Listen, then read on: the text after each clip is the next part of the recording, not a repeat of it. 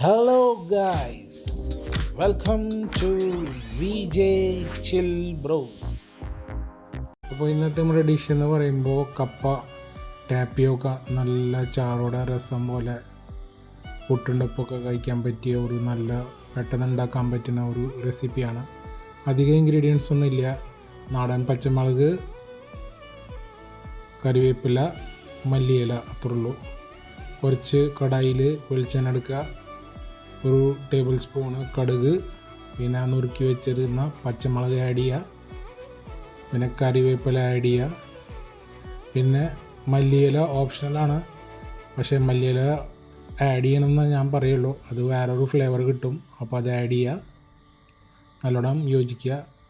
പിന്നെ അടുത്തത് ഒരു ടേബിൾ സ്പൂണ് മഞ്ഞൾപ്പൊടി. ഒരു ഇടത്തരം കപ്പ് എടുക്കുക, അത് ചെറുതായിട്ട് നുറുക്കിയിട്ട് മഞ്ഞൾപ്പൊടി ഇട്ട് വേവിച്ചെടുക്കുക. പിന്നെ ഇത് നല്ലോണം യോജിപ്പിക്കുക. പിന്നെ അടുത്തത് എനിക്ക് എടുക്കാനുള്ളത് ഒരു കപ്പ് ചൂടുവെള്ളമാണ് എടുക്കാനുള്ളത്. അത് ഒരു കപ്പ് ചൂടുവെള്ളം തന്നെ എടുക്കണം, അത് ആഡ് ചെയ്യുക.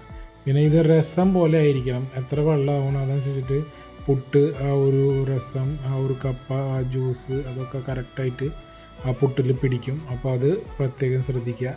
പിന്നെ ഒരു കുറച്ച് ഗ്രേവിക്ക് കട്ടി കൂട്ടാനായിട്ട് ഒരു തവി കൊണ്ട് കപ്പ ഉടച്ചെടുക്കുക. ഉപ്പ് ആവശ്യാനുസരണത്തിന് ആഡ് ചെയ്യുക.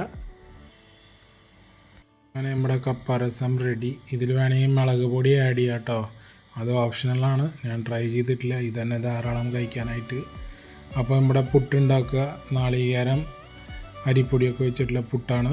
അപ്പോൾ അതുണ്ടാക്കുക. അതിനൊപ്പം പഴം ഒരു കോമ്പിനേഷനാണ്.